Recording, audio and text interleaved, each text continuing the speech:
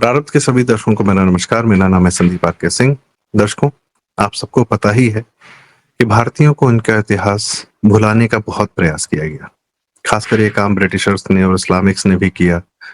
भारतीयों को यह पता ही न चले कि उनके पूर्वज कितने प्रतापी थे, दुनिया में एक उनका स्थान था, दुनिया के व्यापार पे उनका बहुत बड़ा प्रभाव था।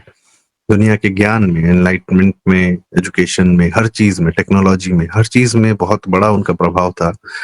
यह पता न चले, यह प्रयास बहुत कायदे से लिखित में, पढ़ने में, हर प्रकार से किया गया।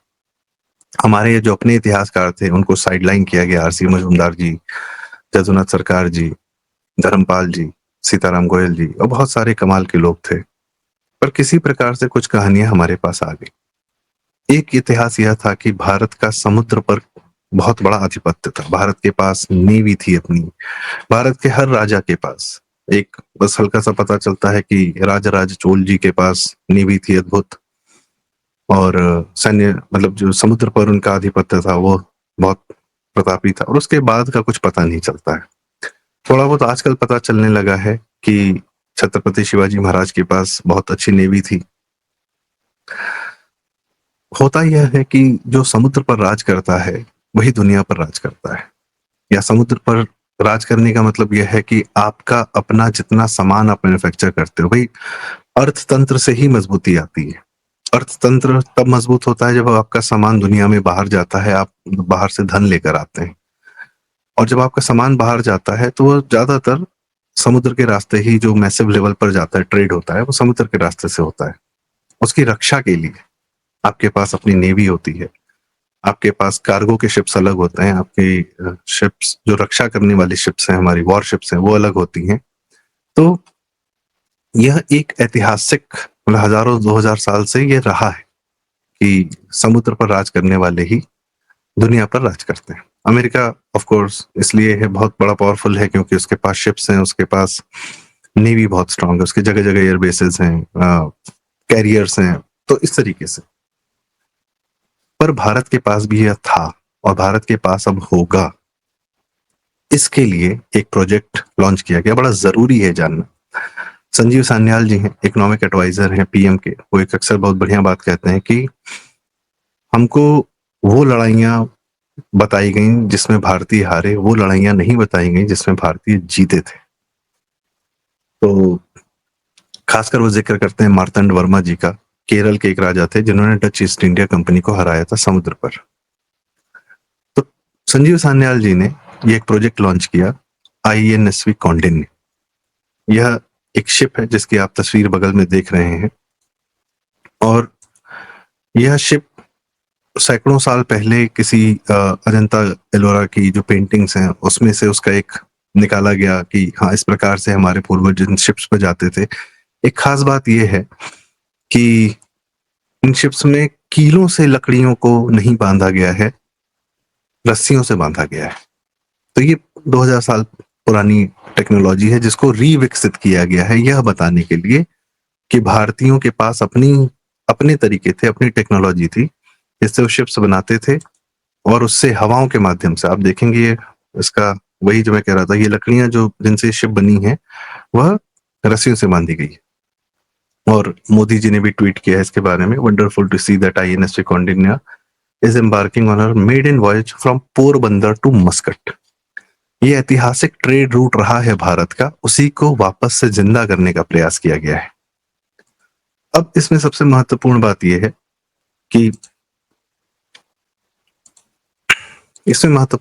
है कि यह क्यों किया जा रहा है, यह प्रोजेक्ट। और इसमें 13 लोग जा रहे हैं जिसमें नेवी इन्वॉल्व है, जिसमें नेवी के हमारे जो टीम है वह इन्वॉल्व है। संजीव सान्याल जी स्वयं जा रहे हैं इस शिप पर पोरबंदर से मस्कट। और मेन बात यह है कि ये 29 तारीख कल यह शिप पानी में उतर चुका है और यह अपनी यात्रा शुरू कर चुका है। इसका भी थ्रेड मैं आपको शेयर करूंगा। इसका महत्व क्या है? महत्व यह है कि भारतीयों में एडवेंचर था, भारतीय अपने कार्य कर सकते थे, पहले भी कर सकते थे, आगे भी कर सकते हैं। इस बात को बताने का, जताने का यह कार्य किया गया है। यह शिप जो पोरबंदर से मस्कट जाएगा, आप देखें मेरे पास इसका एक मॉडल भी है, बड़ा सुंदर लगता है ये। और यह पाल पर ही मतलब हवाओं से। आजकल के शिप्स में तो इंजन्स होते हैं, तमाम तरीके के इंजन्स होते हैं, डीजल इंजन या आज कुछ सबमरीन्स हैं जिसमें न्यूक्लियर इंजन्स होते हैं। और जो पुराना था कि हवाओं के माध्यम से पाल पे विंड्स का इस्तेमाल करते हुए एक यात्रा की जाती थी दूसरी जगह पहुंचने के लिए, ये यात्रा उसी प्रकार से की जा रही है जैसा 1500 साल पहले की जाती थी। सेंस ऑफ एडवेंचर भारतीयों में, अब जैसे हमने यूरोपियंस की कहानी सुनी, पायरेट्स थे, वास्को ड गामा, कोलंबस, ये शिप्स पे निकले, समुद्रों पर लड़ाइयां लड़ी, पता नहीं क्या क्या किया, फिर जाके कब्जा किया। खैर उनका काम है कब्जा करना, हम भी निकले थे। तभी तो कंबोडिया में हमारा एक शिप है, सॉरी कंबोडिया में हमारा विष्णु जी का सबसे बड़ा मंदिर है, इंडोनेशिया पर हिंदू धर्म की छाप है। और सबसे बड़ी बात, इसका जो नाम रखा गया है इस शिप का, INSV कौंडिन्य। कौंडिन्य सबसे एक हमारे यहाँ से भारत से निकले हुए एक ऐसे मैरिनर थे जो समुद्र पर निकले थे, फिर वो कंबोडिया पहुंचे और वहां पर उन्होंने एक अद्भुत सभ्यता और एक अद्भुत राज्य की स्थापना की। और उन्हीं के वंशजों से ही कंबोडिया का बहुत साल का इतिहास आज भी लिखित में मौजूद है।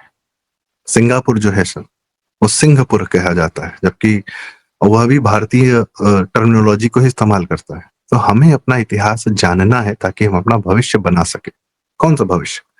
भारत का जो ट्रेडिंग है, जो आज हम मैन्युफैक्चरिंग कर रहे हैं, आत्मनिर्भर भारत बनने का प्रयास कर रहे हैं, तो यह भी वही है कि भाई हम मैन्युफैक्चरिंग करेंगे, पर हमारा सामान जो है, जो आ रहा है या इम्पोर्ट कर रहे हैं, हम एक्सपोर्ट कर रहे हैं, उसमें जो मेजर इन्वॉल्वमेंट है वो शिपिंग जो है, जितना शिपिंग इंडस्ट्री है, वो भारत के हाथ में नहीं।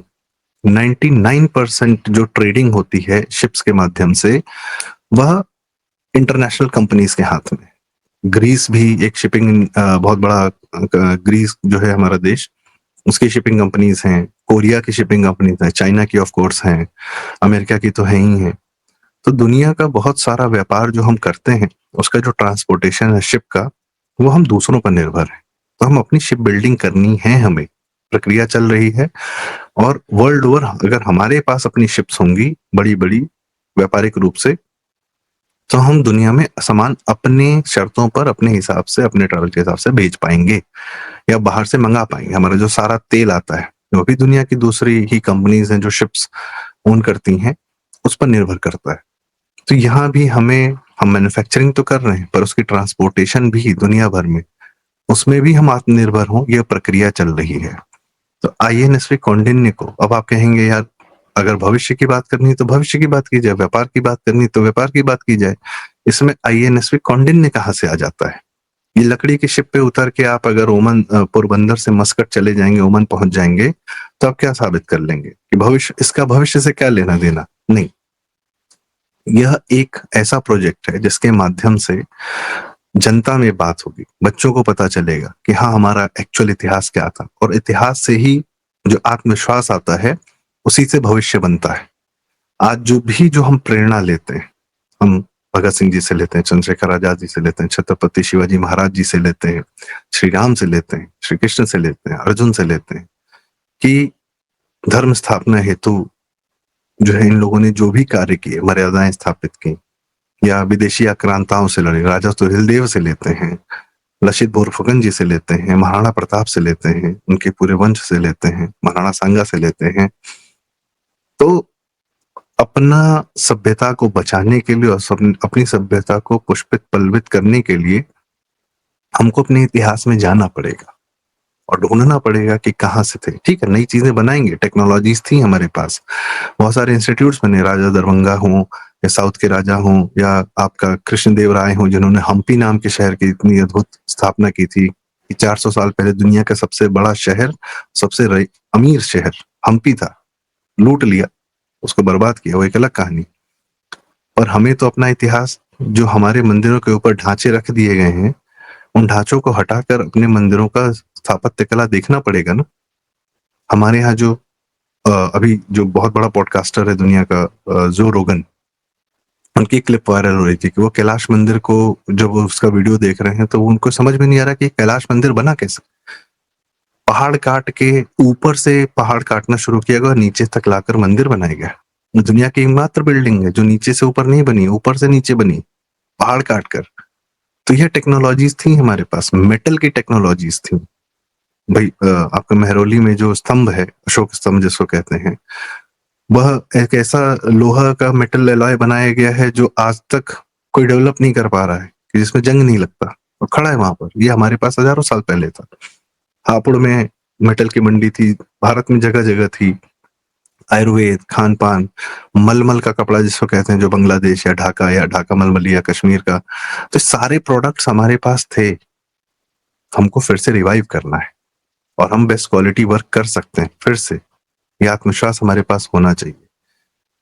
तो अपने भविष्य को बेहतर बनाने के लिए जो आत्मविश्वास चाहिए वो हमारे इतिहास से निकल कर आता है।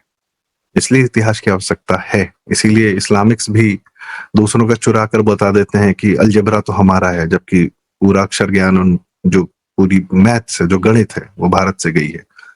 आर्यभट्ट ने किस प्रकार से शून्य का इन्वेंशन किया, या यह सब जब लिखित में है तो हमें पता है कि हमारे पूर्वज विद्वान थे। और हिंदुओं का एक माइंड जो है ना, कंपेरेटिवली इवॉल्व होता है इस्लामिक और क्रिश्चियनिटी के माइंड से, क्योंकि यही तीन की बात कर रहा हूँ, क्योंकि यही तीन डोमिनेंट पॉलिटिकल फोर्सेस हैं या सभ्यतागत फोर्सेस हैं दुनिया की इस समय। तो वो बुद्धिज्म को भी आप हिंदुइज्म का भी पार्ट मान लीजिए, जहां सवाल पूछना और उसका उत्तर देना की प्रक्रिया रहती है, वहां माइंड ज्यादा इवॉल्व रहता है कंपेरेटिव टू जहां ऊपर से एक फतवा आ जाता है उसी को मानना है, या संडे को फादर ने बता दिया वही मानना है, तो वहां पाप अधर्म ज्यादा फैल जाता है। खैर, ज्यादा इवॉल्व माइंड रहता है। इसीलिए हाँ, 1000 साल लूटा हमको, उसमें हमारी कमजोरियां थी, हमारी अपनी समस्याएं थी, उसको हमें दूर करना है। हमारे यहाँ आज भी हम देखते हैं अपने भारत में ट्रेटर्स हैं, जो लोग भारत के विकास को देखते ही परेशान हो जाते हैं। भारत से कुछ अच्छा निकलता है, जैसे धुरंधर फिल्म निकली, उससे बहुत लोग को तकलीफ होने लगी। तो इस प्रकार के लोग हैं, तो हमको इनको छांटते रहना है। पर भारत को अब शिप बिल्डिंग में और भारत के अपने व्यापार को बेहतर बनाने में, आत्मनिर्भर होने में, हर चीज में आत्मनिर्भर होने में, जिस राह पर हम आगे बढ़ चले हैं, उसमें यदि इतिहास से भी हम कोई सबक ले सकें तो और बेहतर रहता है। अब सेमी कंडक्टर्स बन रहे हैं, ठीक है, अच्छी बात है। उसके लिए हमारे पास इतिहास में कुछ है नहीं है, हमें नहीं पता, पर कहीं ना कहीं वो जुड़ेगा हमारे यहाँ की केमिस्ट्री से, हमारे यहाँ के मेटल की से, उससे आज बना रहे हैं, बड़ी अच्छी बात है, बनाना चाहिए। आज हमारे पास साइंटिस्ट हैं, रिसर्चर्स हैं, सारी चीजें हैं। तो वह प्रक्रिया, हमको उस प्रक्रिया में अपनी अगली पीढ़ी को लेकर जाना है, जहां पर हम अपना विज्ञान का इतिहास पढ़ सकें, अपने व्यापार का इतिहास पढ़ सकें, जहां पर हम अपने ट्रेड रूट्स का इतिहास पढ़ सकें। जहाँ पे लोग कहते हैं शेरशाह सूरी ने वो ग्रैंड ट्रंक रोड बनवा दी, तो वो उत्तरापथ था, वो दक्षिणापथ था। चाणक्य उन्हीं रास्तों पर सन 2000 साल से जो है तक्षशिला से पाटलिपुत्र जाते थे और सिल्क रूट पर सारा था। उसी रोड को थोड़ा सुदृढ़ कर दिया गया होगा। अच्छा, शेरशाह सूरी का काल ही 5 साल का था, लड़ भी लड़ रहा था, पता नहीं कब बना दिया। खैर, वो एक अलग कहानी, कुछ किया होगा काम। लेकिन धीरे धीरे हमको यह देखना है कि एक्चुअल इतिहास क्या है, ताकि हम अपना भविष्य बना सके। आईएनएसवी कॉन्टिन्यू बड़ा अद्भुत प्रोजेक्ट है। हो सकता है कि भविष्य में इसके और रेप्लिकास बने। अभी उड़ीसा का बताइए, इतिहास बताया नहीं जाता, सिर्फ और सिर्फ अशोक से जोड़ दिया जाता है कि कलिंग विजय की थी तो बुद्धिस्ट हो गया, जो कि झूठी कहानी है। वो कलिंग जीतने से पहले बुद्धिस्ट था और उसके बाद हत्याएं की उसने, और उसी इंस्क्रिप्शन में नीचे लिखा कि क्या कहते हैं कि वो कितना बड़ा कि वो कलिंग के लोगों को फिर से दंड देने के लिए आ जाएगा वापस, यदि उन लोगों ने अपने आप को शांत नहीं किया तो। और हमें कहानी दूसरी बता दी जाती है। और अशोक का राज्य भी उसके जीवन काल में ही खत्म हो गया था। वही कलिंग से फिर निकले थे राजा खारवेला, उन्होंने पाटलिपुत्र पर आक्रमण करके अशोक के राज्य को करीब करीब ध्वस्त कर दिया था। तो अशोक कोई बहुत महान राजा नहीं थे, ये फालतू की कहानी बताई गई। जो असल इतिहास था उसको छिपाया गया, बार बार वही बात। तो हमको अपना इतिहास एक्चुअली जानना है, और अब तो मौका मिला है जानने का। विश्व को पता चलेगा कि नई कहानियां हमारे पास क्या थी जो छिपाई गई। हमारे पास भी हमारी कहानियां हैं, किस प्रकार से हमने विश्व में जाकर धर्म स्थापना की है, क्योंकि हमें फिर से विश्व में जाकर धर्म स्थापना करनी है। क्योंकि दुनिया में जो अधर्म फैला हुआ है, इस्लाम जहां है वहां पे देखिए क्या हाल हो रखा है, बांग्लादेश में, पाकिस्तान में। किस इंसान को इंसान आदमी नहीं समझता है। क्रिश्चियनिटी को पूरी दुनिया कंट्रोल करनी है और कोई काम ही नहीं है उसको। वो दुनिया कंट्रोल करने के लिए सबकी सभ्यताएं बर्बाद करता जा रहा है। जहां वो कोरिया को जाकर यदि मदद करता है, उनकी कंपनीज या उनमें इन्वेस्ट करता है, तो पूरे कल्चर को क्रिश्चियन बना दे रहा है। भाई हर चीज़ हर का अपना इतिहास है, अपनी सभ्यता है, रहने दो, जीने दो। यह सिर्फ़ सनातन में है और सनातन को आगे बढ़ के दुनिया में यह कार्य करना है। और जब भविष्य में हम कभी अपने आप वापस पलट के इतिहास देखेंगे, तो 29 दिसंबर 2025 को ज़रूर देखेंगे जब आईएनएस कॉन्डिन ने पानी में उतरा था, ओमन पहुँचा था और एक 2000 साल पुरानी यात्रा को दोबारा जिया गया था। हाँ, इसकी एक थोड़ी-सी डिटेल दे दूँ, इसमें 13 लोग इन्वॉल्व्ड हैं क्रू में और पूरी तरह मैनुअल ट्रेनिंग हो रही है। मैं इसका ज़रा एक आपसे शेयर करना चाहूँगा। संजीव सान्याल जी ने 17 दिसंबर 2021 को इसकी शुरुआत की, नेवी से मिलकर उन लोगों पीएम को भी प्रेज़ेंटेशन दी थी, तो उन्होंने कहा था ठीक है, अच्छी बात। और मोदी जी ने कहा था डूबना मत। तो फिर 2 साल का इंटेंस एफर्ट लगा, फिर उसके बाद इन लोगों ने पुराने डिज़ाइन्स निकाले, फिर एक नया डिज़ाइन बनाया, फिर उसको ज़मीन पर उतारा और लोग ढूँढे जो इस प्रकार का बना सकते थे। और सबसे मेन बात थी कि one of the projects goal was to study the hydronomics of the stitch ship design. ये सारी टेस्टिंग जो है आईआईटी चेन्नई में, आईआईटी मद्रास में हुई थी। फिर उसके बाद हाइड्रोनॉमिक स्टडी वाज अंडरटेकन, वो वेव बेसिन कि हमारी वेव्स अगर चलेंगी तो उस पर इसका क्या असर पड़ेगा शिप का डिज़ाइन का। फिर बाकायदा पूजा हुई, इसकी पूजा अर्चना हुई और उसके बाद एक देवी, the team offered prayers to 9 Devi, the guardian deity, मतलब कुल देवी की भी पूजा की गई और उसके बाद इसको जो है बाकायदा धार्मिक विधिवत तरीके से, मतलब टेक्नोलॉजी भी है, साइंस भी है, धर्म भी है, इतिहास भी है, भविष्य भी है, सब है एक साथ, आप देखें। और इसमें हमारे जो हैं the vessel was launch into water on 26 फरवरी 2025। 2025 में पहली बार इसको जो है पानी में उतारा गया टेस्टिंग के लिए। वो महाशिवरात्रि के दिन उतारा गया था।